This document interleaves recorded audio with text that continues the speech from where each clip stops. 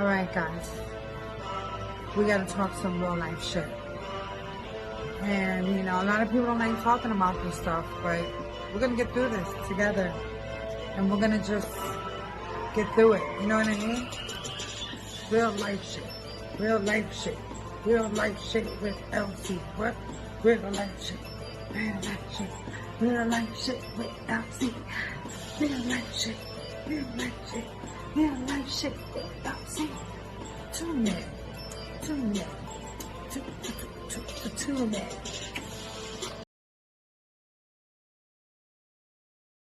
Hi, you guys. Thank you so much for joining with me tonight. And, you know, I mean, I'm still waiting for my guests to join. So, but let's just start, right? 8 o'clock.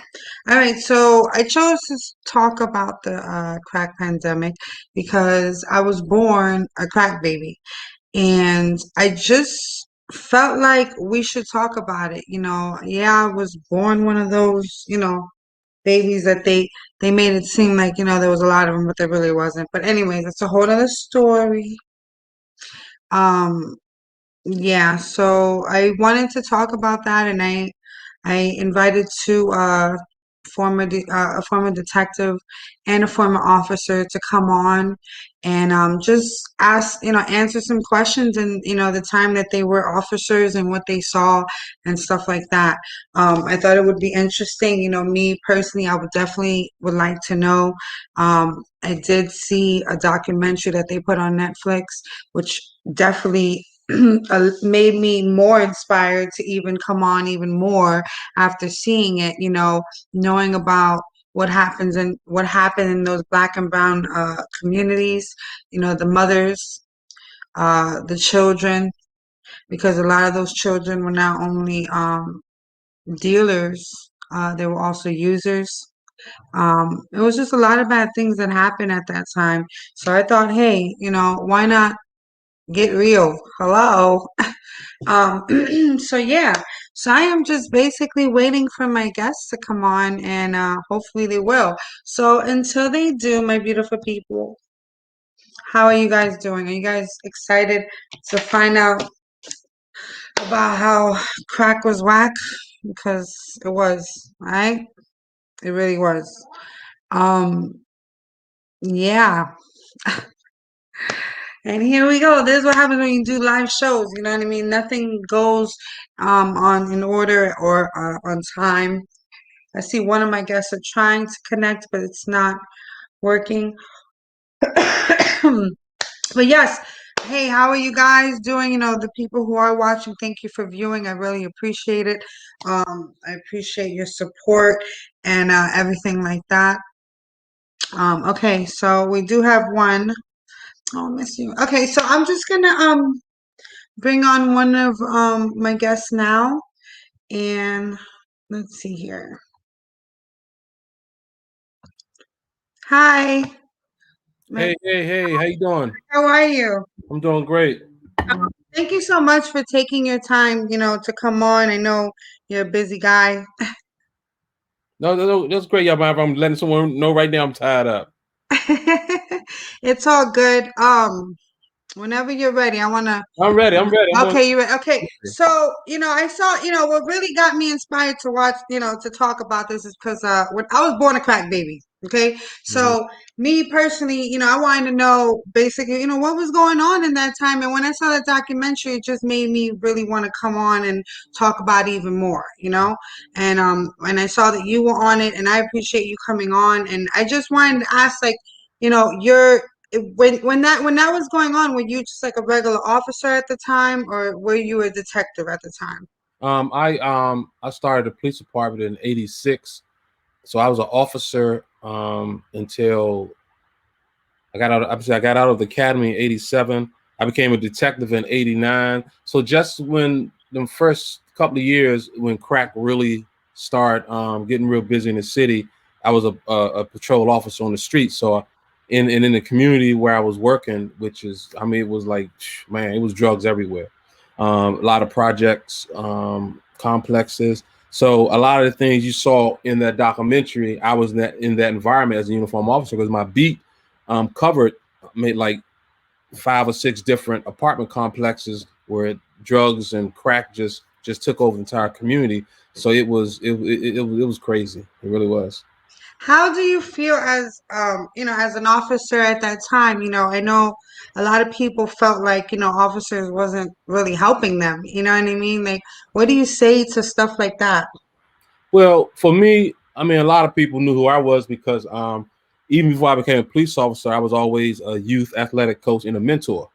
2 years before I joined the police department, so I Mm, continue to do it. I continue to do that, throughout my entire career. So during this particular era, I was coaching youth basketball, kids 12 years and younger. And we had a pretty good basketball team throughout the city, winning city championships, doing a lot of traveling. So I'm interacting with a lot of the families and a lot of people in the communities.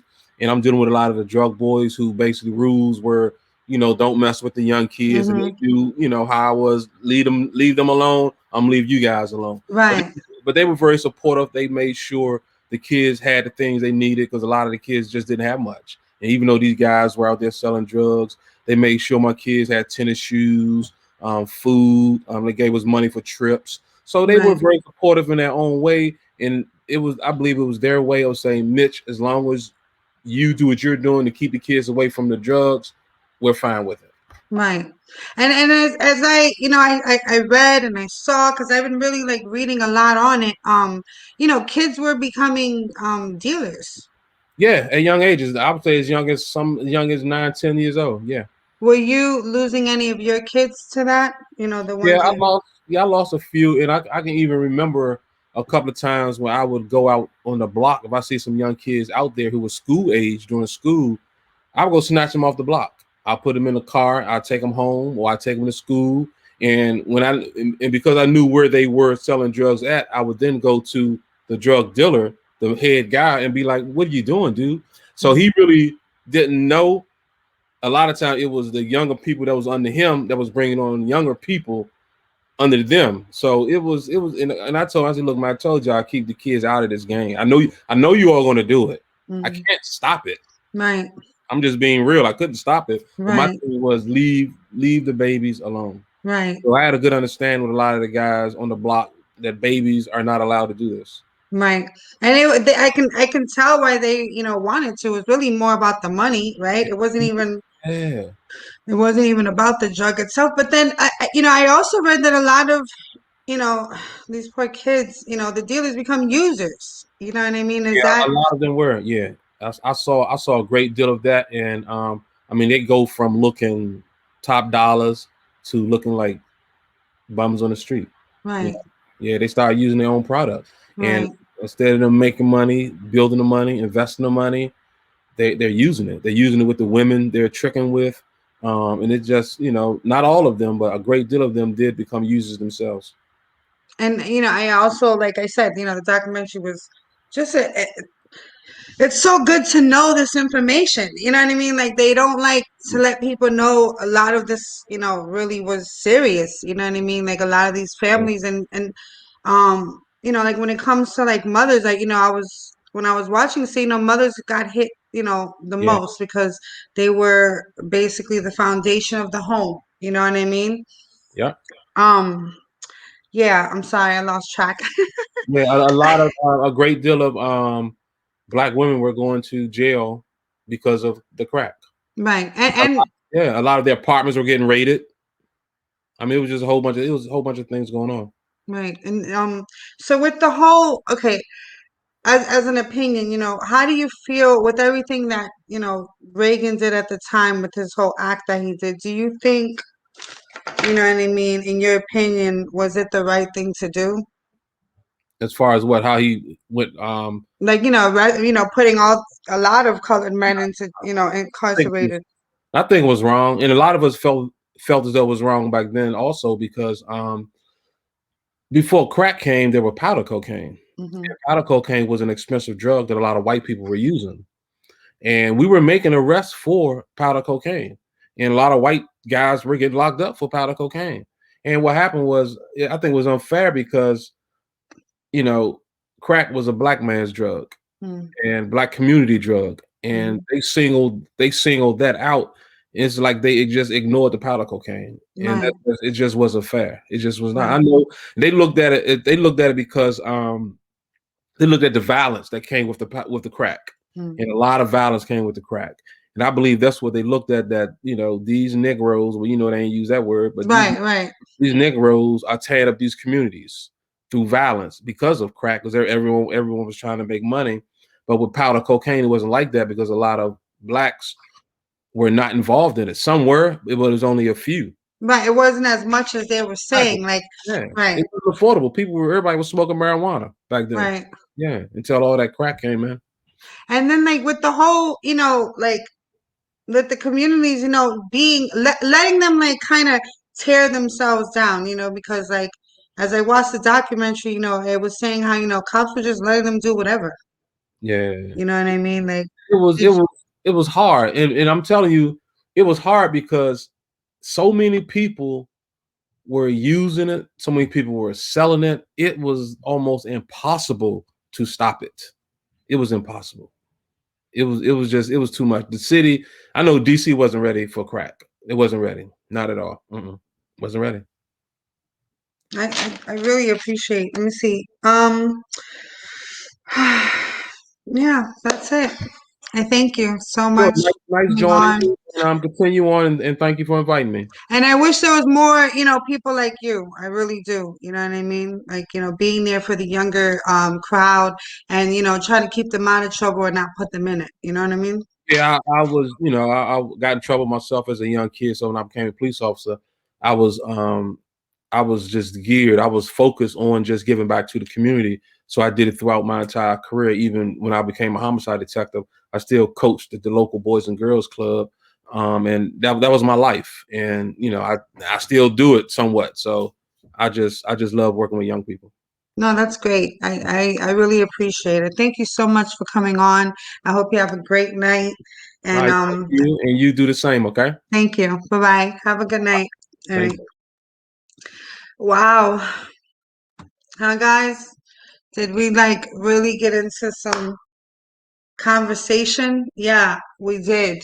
Like, it's crazy to know that it was really that bad that, you know, um, they couldn't stop it. They, even the police officers, and it's heartbreaking to be honest.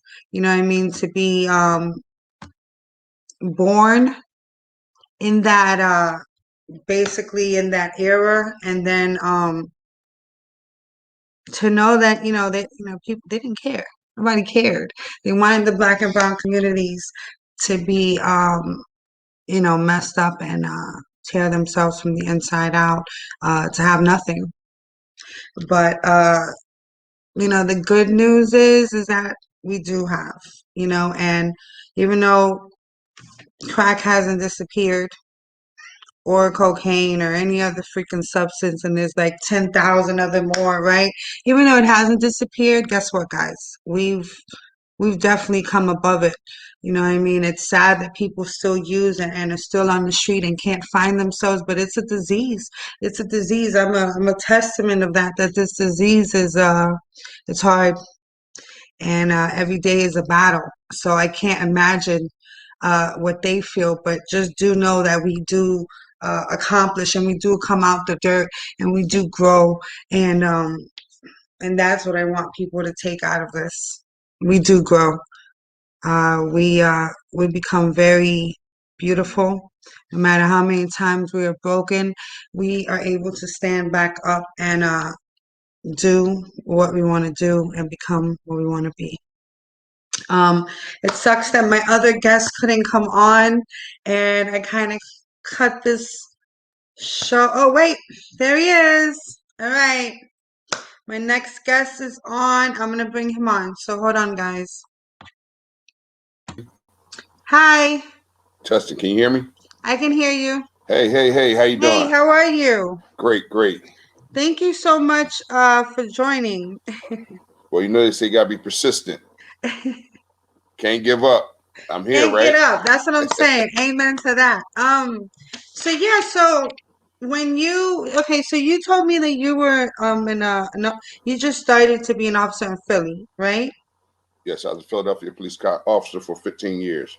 Okay, and what do you remember in that time? Well, the crazy thing was it was a real hectic, crazy time, especially for the communities of the lower income people, because it was just running wild. And the things that was going on in the community that was already bad for economic reasons got worse, where one person was coming up after the raise of the income and the money that was being made, someone else is going down. And the things that people were doing to get that money, Mm, and they say for the love of money, you know how that mm, go. But I do remember how it did change the community and the neighborhoods with a great deal, because we was on the transitional part with, people learning about name brand clothes, fancy cars. The economy was doing bad. Nobody couldn't get a job. And, a lot mhm, of things was happening at that time. mhm, So when they finally found out about crack after it made it on the East Coast, because, everything started out on the West Coast, people I seen I went to school with, people I known in the neighborhood, you said the beautiful girls that turned horrible, the preacher stopped preaching. mm, I mean, it just ran fast and was like overnight almost, it was like a mhm, new wave, a heat wave just came in over the mhm, weather. mhm. Do you how do you feel about when people talk about how, the police wasn't helpful? Like, what do you say to that? Well, I'm going to say the police wasn't helpful, because it's like anything, when you got new things, people don't even realize they understand that one thing was the biggest problem was there was no laws around for the type of crime. So it was had to be new things invented. They had to write new laws and make it fit the crime, because it was a new product. It was a new item, although they did get on Schedule 2 of the illegal drugs, but Right, it was just something nobody knew of. And like a lot of people was ignorant to it at first. So it took a while to really understand how far I get back up the ladder. right. How do you feel about like with okay, like how the president at that time, Reagan, how he had made that act about, a lot of colored men had gotten incarcerated. Did you feel like that, in your opinion, was that the right way to go to have, like this whole war on drugs thing going on? Well, I mean, like I said, it was something new, so you had to do something. I mean, if you talk about the way they went about it and the way how I guess you could think it was uneven, or people think it was people was being disenfranchised by different race and color. And like I say, most of the time, I think it's more economics. But like I can't sit here and say, because I wasn't part of the making those decisions. But from the Right. level I was on, I'm a first level person. We out there in the street, so It was like more laws. hands-on, more Yes, like we were hands-on. really involved. And I'm gonna tell you from that level, I can speak on that level, because I can't really speak about the government making No, decisions and no, no. bills, like that. I definitely want you to speak on your level and your experience. That's what I want. But it was something new, because back then, most is marijuana, and it's a lot of other drugs that people don't even know about, like meth, and that came back around. Heroin was going out of style, and it was something new. And how people are about new things. That's always Mhm. a new fad. So the Mhm. first thing was it was a new fad. Second, it was an easy, quick way to gain cash. It was really profitable, and I mean, didn't require no real education or no major money to get started. So that was one of the things that was real appealing to people that was just there on the street. And like I say, most people got in it for the income, not really Mhm. just to be spreading drugs. Right, right. And when you got something that's easy to do and everybody could join bandwagon is new, you try it. Some people got in deeper than others, but like I said, as Right. far as I'm concerned, when we was out there in the street, it was just something totally new, and it was just spreading like wildfire. So it was definitely chaos, a lot of crime. Yeah, and I mean, not even being prepared for it. I mean, by the time you think, it's like having a disease in your body. By the time you Mm, realize what the disease is, the damage is done. mm, By the time you come to try to, go at it with a band-aid, you need right, major surgery. So I right. mean, now the question is, if you want to say did they go about it the right way? Look, in hindsight, it's hard to say, because when you're looking at something that already happened, it's hard to say, well, if we would have did this or we would have did that, you can't really tell. But if I think most people think the community was treated something different because at one time, you know, it's just like when AIDS, they thought only certain type of people get AIDS. So they thought it was just kept in the black community and it was controlled and all that. But then when it started hitting mainstream, it started getting more attention because, like I say, it stayed undercover for a long time before people even realized what was going on. Mm. That's just you know, it's crazy. Have you lost anybody to or knew anybody that, you know, was, you know, addicted to or had that disease with the crack? Yeah, I've seen a lot of people. I knew people from school, people in the community, friends, family, you know, people. Some people got on and couldn't control. It's like anything, you know. There's always going to be some people to come back from it. Some people can't. I mean, look at what we got now. We're dealing with COVID. Some people go in the hospital, get in and come back. Some Mm-hmm. people never make it. So, I mean, it's just about situations, really, you know, and how people handle it and, you know, being strong and weak and personal, you know, dilemmas. I mean, like one guy lose a job and jump out the window. Somebody else Right. go look for another job. So it depends on your level of what you can tolerate, you know, your tolerance, you know. Thank you. I really appreciate you coming on. I know you have a credit business, right? That's correct. I don't know if you want to tell my MrCreditWrite.com. viewers about it. You could tell my viewers about it. So, Yeah. Well, currently, since, you know, like I say, most things about economic and getting yourself together. And like I always tell people, one way of coming back from all these things, crack, sickness, health, you have to start the foundation of your finances, and your credit is definitely the foundation of your financial life. And if your credit ain't right, you know, it's like anything else. If your head ain't right, your ain't body nothing ain't gonna right. go far. So, but what I do, I'm in the credit repair business. I don't have all night, but I go on my website, MrCreditWrite.com. Anybody that need help or would like to find some extra income and help become a credit repair agent, I also have opportunities for business opportunities for individuals, and I also can help you fix your credit. So, you know, just go to my website, MrCreditWrite.com.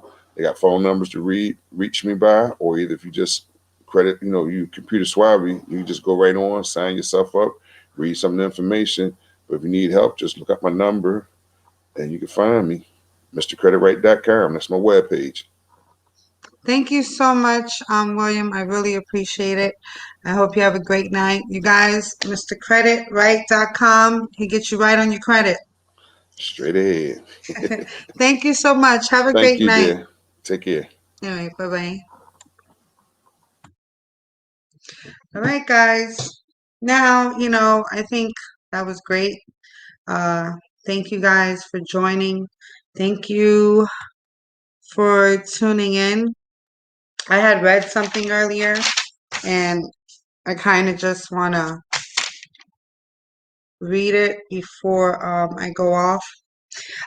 It says, somebody wrote, what does it mean to try and save society from drugs if you don't give a damn about the people you are saving?